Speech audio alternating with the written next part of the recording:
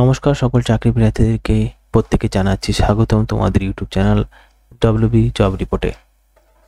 তোমাদের জন্য নিয়ে চলে এসেছি দুর্দান্ত একটি খবর, যেখানে প্রতিটি চাকরির জন্য তোমাদের অ্যাক্টিভ থাকতে হবে এবং এই চাকরিটি খুবই নিমেষে তোমরা পেয়ে যেতে পারো।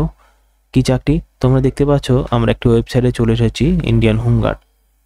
এখানে হোমগার্ড ভলেন্টিয়ার পুজো আসছে, এই পুজোর জন্য আবারও কিন্তু হোমগার্ডই রিক্রুটমেন্ট করতে চলেছে। তা নিয়ে পুরো বিস্তারিতভাবে আজকের এই ভিডিওতে জানাবে। অবশ্যই ভিডিওটি প্রথম থেকে লাস্ট পর্যন্ত প্রত্যেককে অনুরোধ রইল দেখা। চলো ভিডিও শুরু করা যাক। প্রথমে আমরা আলোচনা করব আবেদন জমা।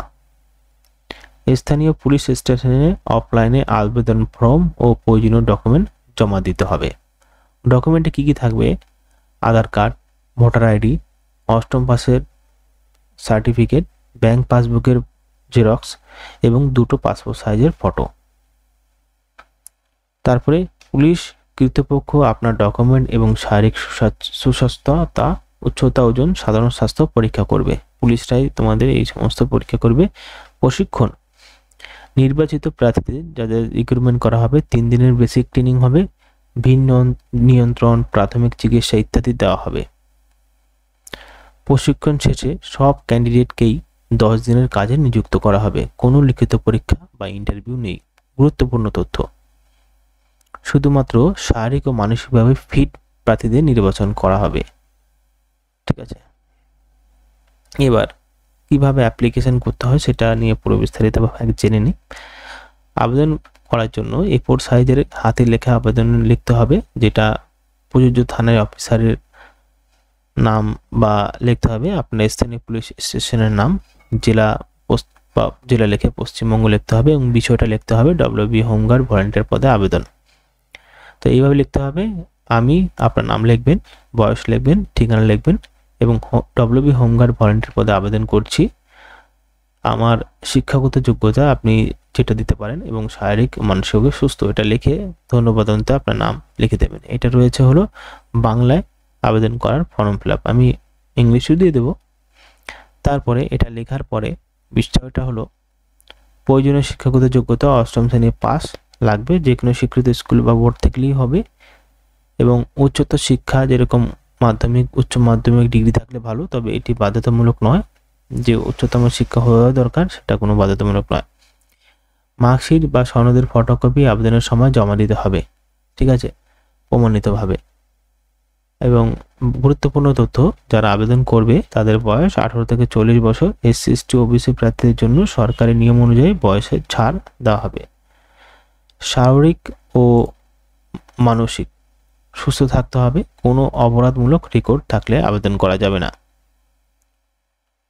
এখানে ডকুমেন্ট প্রস্তুত করার সময় মনে রাখবেন যে বিষয়টা, সেটা হলো অনেকে ভুল করে এই জিনিসটা।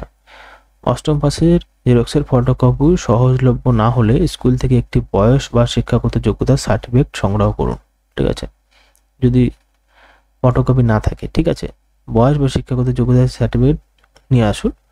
ভোটার আইডি বা আধার কার্ডের নাম ও বয়স শিক্ষাগত মানে সাথে মিল থাকতে হবে, ঠিক আছে। অষ্টম শ্রেণীর যে পাশে যে নামটা বা টাইটেলটা লেখা রয়েছে সেটা যেন ভোটার আইডি কার্ড এবং আধার কার্ডের সঙ্গে মিল থাকে। নকল ডকুমেন্ট জমা দিলে আবেদন বাতিল হতে পারে। তারপরে দেখো, হোমগার্ড ভলান্টিয়ার হিসেবে মূল দায়িত্ব, প্রধান কাজগুলো কি কি।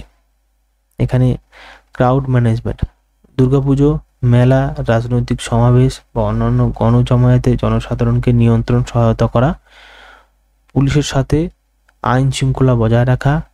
তারপরে ট্রাফিক ব্যবস্থাপনা, উৎসবের সময় রাস্তায় যানজট কমাতে সহায়তা করা, পথচারীদের নিরাপদে রাস্তা পারাপারে সাহায্য করা এবং জরুরি পরিস্থিতিতে সহায়তা, প্রাকৃতিক দুর্যোগ, বন্যা, ঘূর্ণিঝড় বা দুর্ঘটনার সময় উদ্ধারকারী দলকে সহযোগিতা করা, প্রাথমিক চিকিৎসা, ফার্স্ট এইড দেওয়া বা প্রশিক্ষণ অনুযায়ী সেই বিষয়টা দেওয়া এবং সামাজিক নিরাপত্তা, স্কুল, হাসপাতাল বা সরকারি স্থাপনায় নিরাপত্তা রক্ষার কাজ করা। স্থানীয় পুলিশের সাথে পেট্রোলিং করার নির্দিষ্ট ক্ষেত্রে। কাজের শর্তাবলী, যেটা তোমাদের সব থেকে বড় বিষয়, সেটা হলো জানাটা, এইটা কিন্তু জানাটা খুব দরকার। মেয়াদ 10 দিন থাকে, দুর্গাপুজোর সময়কালীন সম্ভব প্রসারিত হতে পারে।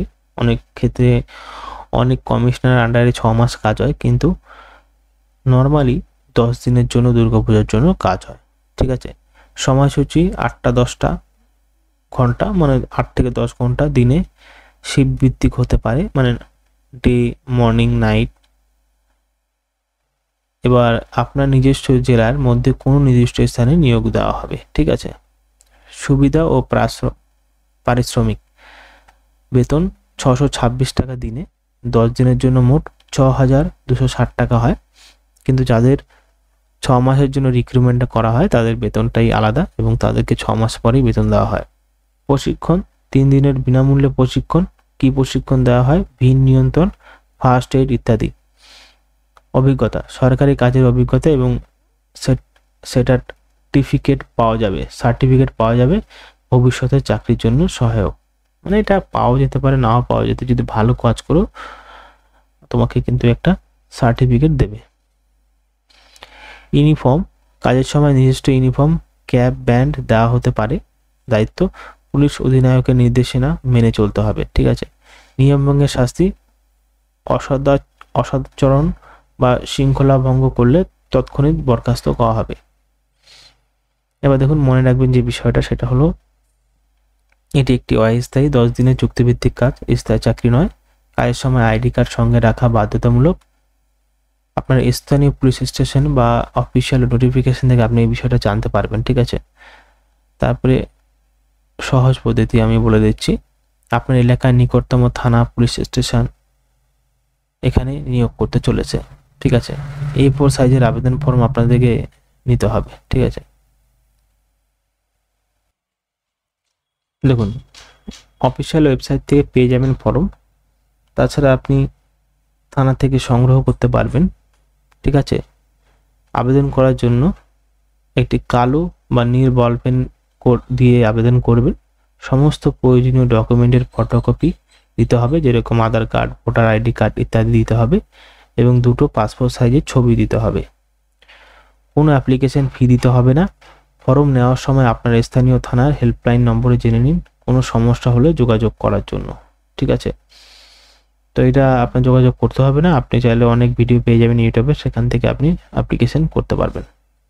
দেখুন, এটা একটা শর্ত দেওয়া রয়েছে, টার্মস অফ কন্ডিশন। অনলাইনে কোনো ফর্ম পেলে সেটি যাচাই করে নিন, প্রতারণার শিকার হবেন না। শুধুমাত্র সরকারি সোর্স থেকে ফর্ম নিতে হবে আপনাদেরকে, ঠিক আছে। হোমগার্ড ভলেন্টিয়ার পদে বয়সের যোগ্যতা ও ছাড় সম্পর্কে বিস্তারিত তথ্য। এবার সর্বোচ্চ বয়স 18 বছর আবেদন তারিখ অনুযায়ী, মানে যেদিন আবেদন করবেন তার জন্য। সর্বোচ্চ বয়স 40 বছর সাধারণ ক্যাটাগরি প্রার্থীদের জন্য। এবার দেখো, SC STদের 5 বছর, মানে 45 বছরের মধ্যে অ্যাপ্লিকেশন করতে পারবে। ওবিসিদের জন্য 3 বছর, মানে 43 বছরের মধ্যে অ্যাপ্লিকেশন করতে পারবে। ক্যাটাগরি PH শারীরিকভাবে অক্ষম যারা, তারা 10 বছরের এক্সট্রা ছাড়। এটা কিন্তু বাদ, এটা কিন্তু ভুল, তাদের রিক্রুটমেন্টই করা হয় না। যাই হোক, এটাকে আমি বাদ দিলাম। বয়স গণনা পদ্ধতি: বয়স 1 জানুয়ারি 2000, যেহেতু এটা আমি 2024-এর কথা বলছি, 2025-এর রিক্রুটমেন্ট শুরু হতে চলেছে কিছুদিনের মধ্যে, কিন্তু তোমাদের আগে এই ভিডিওটা দেখতে হবে কি কি রিক্রুটমেন্টের সোর্সের দরকার এবং কি কি করলে এই চাকরিটা পাওয়া যাবে, সেই বিষয়টা নিয়ে আজকের এই ভিডিওতে আলোচনা করছে, ঠিক আছে। দেখো, 1 জানুয়ারি 2025 অনুযায়ী সেই বয়সটা হতে হবে। প্রয়োজন ডকুমেন্ট যেগুলো লাগবে, দেখো, আবেদন করার সময় বয়স প্রমাণের জন্য জমা দিতে হবে জন্ম, স্কুল লিভিং সার্টিফিকেট, এটা দিতে হবে না, বা মাধ্যমিক পরীক্ষার অ্যাডমিট কার্ডও দিতে হবে না, আধার ভোটার আইডি কার্ড এটা দিতে হবে, ঠিক আছে। এইটা দিতে হবে, এবং 8ম শ্রেণী পাশে সার্টিফিকেট দিতে হবে। এবার দেখো, এবার যে বিষয়টা, যেহেতু পুলিশের রিক্রুটমেন্ট করা হচ্ছে, এগুলো সব কিন্তু আগে ছিল না, এটা কিন্তু পরবর্তী সময় বাড়িয়ে দেওয়া হয়েছে এই সিস্টেমটাকে। বয়স সংক্রান্ত কোনো দ্বন্দ্ব দেখা দিলে কর্তৃপক্ষের সিদ্ধান্ত চূড়ান্ত হবে, ঠিক আছে। ভুল তথ্য দিলে আবেদন বাতিল হতে পারে। SC ST OBC প্রার্থীদের অবশ্যই সংশ্লিষ্ট ক্যাটাগরির সার্টিফিকেটে জমা দিতে হবে। বয়স সংক্রান্ত কোনো সমস্যা হলে আপনার স্থানীয় পুলিশ স্টেশন বা জেলা শাসকের অফিস থেকে নির্দেশিকা নিন। সময়সূচি সাধারণ নিয়ম: এটা আগের বছরের অক্টোবর বা সেপ্টেম্বর মাসে দুর্গাপূজার সময় নেওয়া হয়েছিল, কিন্তু এবার যেহেতু সেপ্টেম্বরে দুর্গাপুজো হচ্ছে, এবার সেপ্টেম্বরের আগেই নেওয়া হবে, আগস্ট মাসে অলরেডি শুরু হয়ে যাবে। দেখুন, 2023-এ 25 সেপ্টেম্বর থেকে 30 সেপ্টেম্বর চলেছে, 2022-এ 20 সেপ্টেম্বর থেকে 5 অক্টোবর চলেছে, এবং 2021-এ 18 সেপ্টেম্বর থেকে 2 অক্টোবর পর্যন্ত প্যাটার্নে চলেছে, মানে আবেদনকারীতে, মানে আবেদনটা। এটা প্রতি 3 বছরের মধ্যে যে আবেদনটি চলে সেটা, এবং 2024-এ তোমরা দেখেছই 2024-এ নোটিফিকেশন, এবং 2025-এ আগস্ট মাসে শুরু হতে চলেছে। কিভাবে আপডেট পাবেন, যেহেতু এই ভিডিওর সোর্স থেকে তোমরা বুঝবে, কোনো ভিডিও না দেখে তোমরা আপডেটটা পাবে কিভাবে। পশ্চিমবঙ্গ পুলিশের অফিসিয়াল ওয়েবসাইটে পাবে না, স্থানীয় পুলিশ স্টেশন বা জেলা প্রশাসনের অফিসে সেটাও পাবে না, রাজ্যের প্রধান সংবাদপত্রে বিজ্ঞপ্তি প্রকাশিত হয় সেটাও পাবে না, এগুলো সব ভুল। এখানে প্রতি বছর ভিন্ন হতে পারে, ঠিক আছে, এটা আপনাকে মনে রাখতে হবে যে এই আগের বার 4500 রিক্রুটমেন্ট করেছে, এবার 4500 রিক্রুটমেন্ট করা হবে, সেই বিষয়টা না, থানা হিসাবে রিক্রুটমেন্ট হয়। দেখো, যে সাধারণ দুর্গাপুজোর 1-2 মাস আগে নোটিফিকেশন প্রকাশিত হয়, এটা হলো মেইন কথা, ঠিক আছে, কারণ সেপ্টেম্বরে পুজো হবে 1 থেকে 2 মাস আগে, মানে এটা জুলাই, আগস্ট, সেপ্টেম্বর, মাঝে আছে আগস্ট, সেই আগস্ট মাসের আগে রিক্রুটমেন্ট করা হবে। কোনো কারণে বিলম্ব হলে স্থানীয় পত্রিকা বা পুলিশ হেল্পলাইন জিজ্ঞাসা করতে পারেন, ঠিক আছে। প্রতি বছর আগস্ট মাস থেকে সংশ্লিষ্ট ওয়েবসাইট এবং স্থানীয় থানায় চেক করতে থাকুন, যাতে সময় মতো আবেদন করতে পারেন, ঠিক আছে। এটা হলো মূল বক্তব্য। আগস্ট মাস থেকে আপনি একটু থানায় খবর নিয়ে দেখবেন, ঠিক আছে। এবার দেখুন বিষয়টা হলো ডকুমেন্ট কি কি লাগবে আবেদন করার জন্য।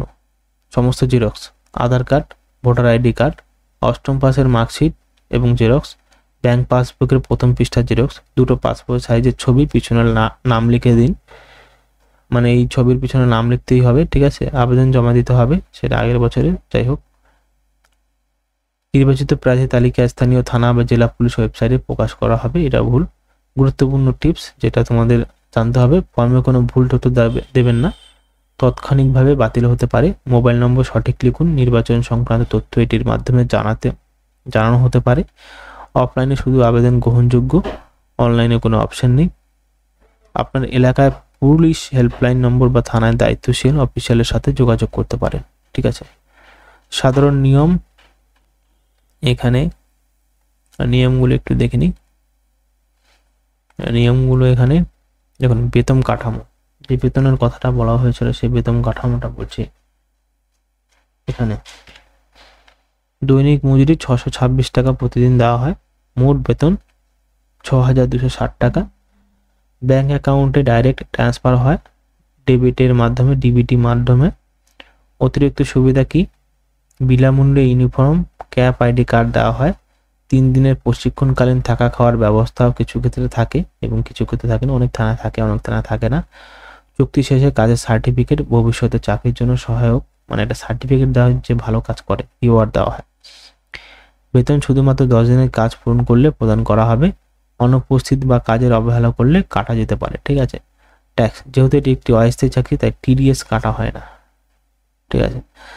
দেখো এইটা দেখো 3 বছরের যেই ধাপটা, 2022 সালে 550 টাকা দিয়েছে, এখানে 10 দিনের বেতন ছিল 5500 টাকা। 2023 সালে 575 টাকা দেওয়া হয়েছে, এখানে বেতন ছিল 5750 টাকা, এবং 2024 সালে লাস্ট 626 টাকা করে দেওয়া হয়েছে, যেখানে বেতন ছিল 6260 টাকা।